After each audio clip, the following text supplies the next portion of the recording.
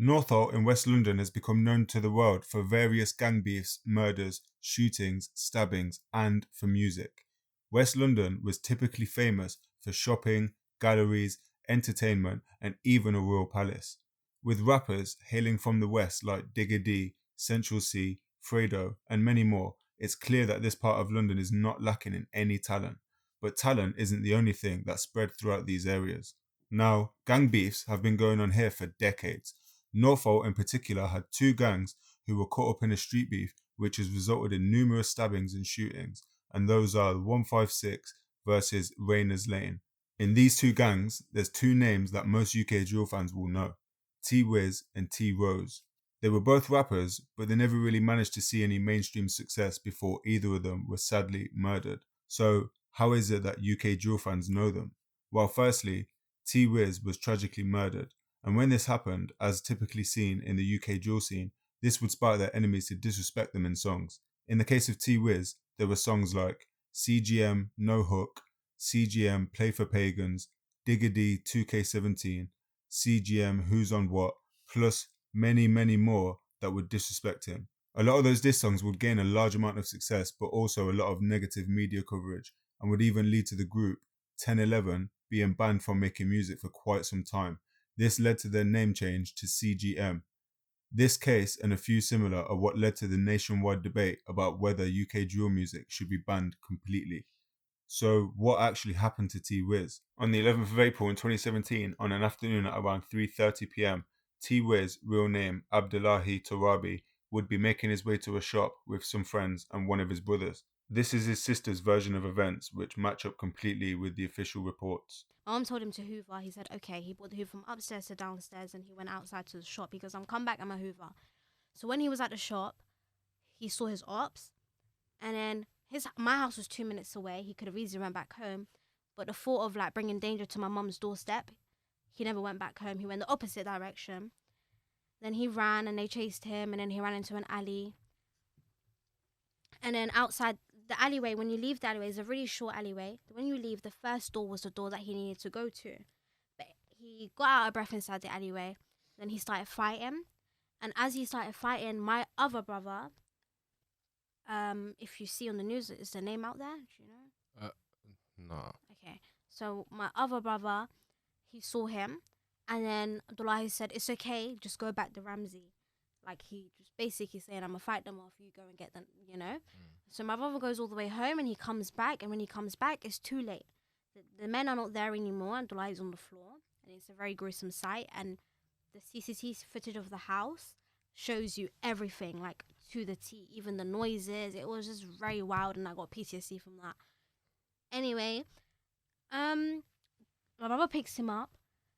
And then he makes him say Shahada, which I am now content with. Alhamdulillah, like he died saying the Shahada, which is a good thing. The child is when you officially become Muslim. Yeah, and if you die saying it, Allahu A'lam, inshallah, is granted Jannah. And the way he died, like, it was a reason why, like, my brother came too late and the knife, you know, because if you die powerless, like without a weapon, injusticely, and someone kills you and you ain't got a weapon to defend yourself, and that's martyrdom as well. And inshallah he gets martyrdom because that brings me peace. Yeah. So, as Miriam had said, Teewizz from Ngang was stabbed to death by a member of Rayners Lane. Due to the fact that Teewizz had shouted for somebody to back the Ramsey, which means to pull out a knife, this led to the killers being sentenced to between 10 months and around 3 years of prison time. This is because their defense argued that it was clear that Teewizz was asking to get a knife. The person who actually stabbed Teewizz was the Rayners Lane member, Teerose. Now, the fact that they were only given such light sentences may be shocking, and the fact that Teewizz was disrespected in many songs is also shocking. But what's absolutely insane is that Teerose, the killer of Teewizz, would go on to make a song bragging about the killing, and in the music video for the song, he would make what seems to be a reenactment of the whole scenario of the murder. Now, these kinds of disrespectful songs can seriously have an effect on the victims' families. While fans may get some sort of pleasure from hearing these disrespectful taunts, the mother of Teewizz, for example, did not feel so ecstatic about the diss tracks. In one of Digga D's popular songs he raps, Teewizz got splashed and died, and I don't feel sorry for his mom. In an interview, Teewizz's mom described that hearing lyrics like this made her feel unsafe, and that they were taunting her, although they could not imagine what it was like to lose a son. Teewizz's sister would also speak on how hearing diss tracks about her deceased brother made her feel in various stages of her life. At the same, because there's a group of people who have made like very, very successful careers and have kind of gotten to that next level from initially mentioning your brother. So how that, yeah, It gives me a bit of pride because it shows like, rah, like my brother was really the shit. Just for talking about him, like you can get that successful. Like, do you know what I mean? If he was alive, wallah, he's full of potential. Like it gives me a pride, like, you know, you're capitalizing off his name when you didn't even do it. My brother was the shit. I'm so sorry he was. You know, it makes me feel like I'm proud to be his sister. But also, I don't know, I just see them as little kids. And you know what? I'm seeing that they're finding faith as well. So in due time, they're going to become Muslim, inshallah. And in due time, they're going to clock, I made some bad mistakes and I don't want to be punished in hell. And they'll say sorry to me, inshallah. do you think you could ever forgive them? No. Like, for example, I do wish them well, though. I wish them well. I wish that they come Like, off the roads. let's say 10, 20 years time, they say, oh, Miriam, I'm sorry for what my role here. Would you ever accept that apology? I feel like that's God answering my prayers because I pray for like them to be guided and then to say sorry to me, or for Allah to destroy them in front of me. That's my prayers. Is that rude to say? Like that's genuinely my fair enough. prayers, you know, because prayers of the oppressed get answered straight away. I feel oppressed because these men, I have no control over it. The whole world's speaking. That's why I'm making a podcast. Otherwise, if it was my way, the podcast wouldn't be out there. His name wouldn't be on social media. Nothing. But because it's already out there and there's so many stories, and majority is negative, I felt the need to speak on a podcast. And you reached out, and I just felt like, you know what, it's a good opportunity because it's already out there. But yeah, there's nothing much I can say to it. 100%. The next part of that interview gets really interesting, and we'll get back to that in a moment. So what actually happened to Teerose? While soon after the murder of Teewizz, Teerose would be freed from jail after his short sentence. He would then move up to Telford. This may have something to do with an injunction from his area. You may be thinking perhaps he was trying to change his life up in Telford, away from the streets of West London. But, as previously mentioned, he had made a song talking openly about the killing of Teewizz, and this gained quite a bit of attention, but has been removed and uploaded a few times, so it's unclear how big the song really got. But here's some snippets of it. K on the 156, might get going on hit, nigga don't slip. My young boys roll with a ching like you can get hit like ain't but a thing. Man got caught punch skip and I had to get a young boy hit. Nigga don't run, how you tryna run from me like Tuesday? A man move quick, Rams on hit, 2 4 5s in a whip. Somebody have to get blam. I ain't gotta talk, I ain't gotta act, and all the ops know what I done. I bet a young man's face on the telly. And if the feds ask what you done, I was at home getting neck from a Jezzy. Trap hard, get your own semi. When beef comes, that man's ready. I pull up on a 5 and a 6, them man already know that I'm chefy. I pull up there, I'm skirt. 4 4s with the birds. These niggas talk K's. I pet a man in a Rambo with a flick ting, man really drench a man's shirt. These niggas give chat, but they ain't doing no dirt. He would also be a prolific Snapchatter who would post himself often, showing he clearly had no remorse for Teewizz or his family. UB6 ain't worth these bells. L's up, get shelled. Worm got bored and he fucking killed. Max got bored and he ran like a girl. Bitch. Oh, well, one shotgun, 2 bells is hell. The ops had kids, but he don't catch kids. Free suspect, he stuffed up. Ever since Boom got slapped in the fire. Them boy don't ride. Wiz got bored and he fucking died. Came made songs and he fucking died. Lurking at 156.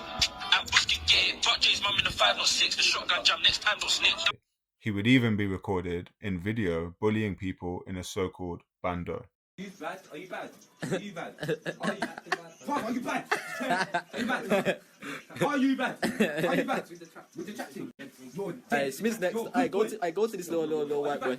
Are you bad? With the trap team. Let me know. They say with the trap team. Get the trap team. Are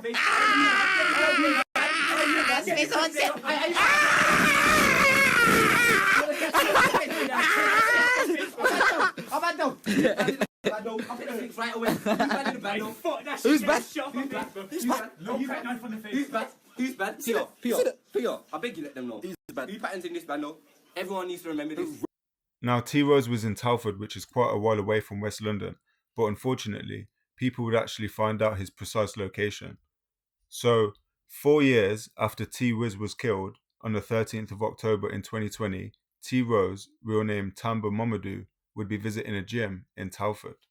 A group of men had travelled from London to Telford in order to avoid detection they would make several vehicle swaps on their journey. This would be a well-coordinated attack, as we would learn later on that up to 30 people were involved in this plan altogether. Knowingly or unknowingly remains yet to be determined. But one thing that has been determined is that the men had spotted Teerose close by the gym while they were driving a grey Skoda. The group would open fire on Teerose, shooting him a total of 6 times. Bullets would go into his body and also into his head. Teerose would sadly die from these injuries. So this took place in 2020 and right now is 2024. This case is still technically not over, as the most recent arrests and charges have only been brought forward very, very recently. The tragic death of Teerose would be used as a weapon, just in the same way Teewizz's death was used as a weapon. And soon the UK would see some of the most disrespectful drill songs ever produced when Absav would start rapping in years later and start disrespecting Teerose. This was very similar to how Digga D and others would rap taunting lyrics, like Teewizz got splashed and died and I don't feel sorry for his mom. Absav would also rap lines like, fuck Teerose's mom, I hope that she can't stop crying.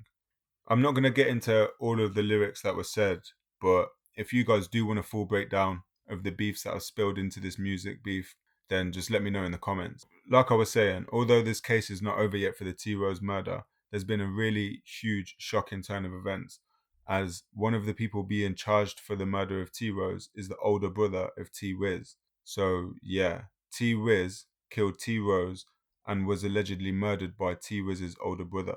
I'd like to point out some more of Mariam Tarabi's interview regarding this whole subject, Mariam being the sister of Teewizz. So firstly, let's see what she says about when her and her family first heard that Teerose would not be receiving a life sentence. The outcome could have been different if people were willing to testify, but there was barely anyone willing to testify on that day.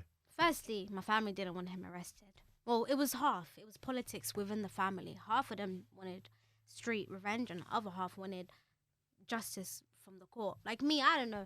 To personally, even if you got life, I wanted him dead anyway. So, like, do you know what I mean? It's just not, you kill someone, you need to die too. You don't need to go to jail for the rest of your life. You need to die. We can debate that. No. If you kill someone, you need to die. The only In Islam, it says that, and Allah's always the right. only reason, because obviously the way, because I was having this conversation with a friend like a few weeks ago, that imagine if you get given like 20, 30, 40 years in jail or something. That's not enough. No, but take it in. Let's say you're 20 or 30, you get that time, you come out, you're old man. You have no job, no kids. But you were no eating, nothing. You were watching TV, That's you were socializing, That's you were doing things that the person that died is not able to do. You're breathing, they're not. Do you get? We'll go at. Now, let's see how she felt when she heard that Teerose had passed away. When Teerose passed away, how did it make you feel? And also, do you have any sympathy? No. Because at the same time, he has parents. Wallahi, I don't have sympathy. Wallahi, people, family and friends that care for him. Nah, man. I genuinely don't. That's a big ask for me to have sympathy. No, for him. I understand. Yeah. I understand. I genuinely don't. Like, nah. But how it felt was like weight was lifted off my shoulders because I was being a lawyer to take him down anyway. And alhamdulillah, I don't need to be a lawyer anymore by force because, like, you know what? Wallahi, I dedicated my whole life. I gave myself 10 years. And you know what? Men should be actually scared of women that put their mind to things because I was eating, breathing, living, dreaming about the day that I was going to take him down through legally, you know? And I put my grind to it. I really tried. And then during the process, I didn't need to. I just felt like weight was lifted off my shoulders. Like, alhamdulillah, like, I don't need to force it. Now, in life, genuinely in life, I could just do what I want, make money the way I want to make money, not because I have to become a lawyer. Yeah, so this is all interesting to see what Teewizz's family's perspective was on the whole situation. I don't know if Teewizz's brother was really actually involved, but I do not think that Mariam had any knowledge of the involvement, if there was any, while this interview was being conducted, based on the things that she was saying. But she gets asked about how she feels about the diss tracks that were made about Teerose. What do you think about people from your area making diss tracks? Do you advise for it, or do you? What's your thoughts on that? Okay, genuinely speaking, I feel their pain. And they just want to rub it in their faces because that's what they did to us. So I get it. But maturely speaking, I see right through it.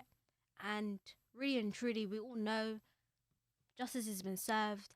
Don't be so childish about it. Keep it stepping. But I'm the biggest advocate. If that's what you want to do, I support you. Honestly, because you have every right to. You felt our pain. You have every right to. Same for me. If I'm here today, instead of speaking so maturely, I'm speaking like this because this is who I am. I'm Mimi. But if I was a different person, if I was more ghetto, if I was more in the roads, if I was more savage, and I was speaking a certain way, no one can tell me shit. Do you get it? Because you're not in my position. So no one can tell them shit too. Plus, they did the same thing, so it's only right. Fair enough. To be fair, I don't really have it because to be fair, one, I'm not involved. I have no. Yeah, I just got to say that still. But at the same, I feel like the only thing that's a bit distasteful is mentioning J Taps because that's a child, 15. I have no opinion on that. I'm not gonna speak on people that's not killed my brother, you know? Fair. Wallah, like any other death out there, I feel remorseful, I feel guilty, like I hope they rest in peace, everyone else except for you know who, and that's it. Like I don't cuss dead people, I don't come for dead people.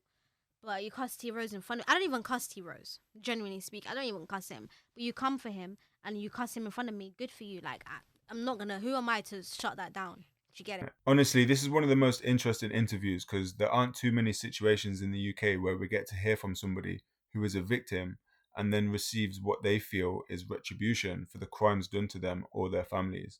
So you should go and check out VE Media's interview with Miriam Tarabi. There's a lot more in there if you're interested, and it is really deep. But for now, this is one of the wildest stories out there, and I've only really glossed over the whole thing. I haven't really dived deep into it.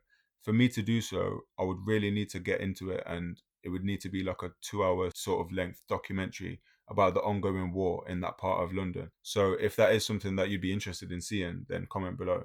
Guys, what do you think? Is there really any such thing as street justice? Is Miriam well within her rights for feeling how she does? And how can we stop these kinds of murders from happening in the future? Comment below. Make sure to like, share, and subscribe.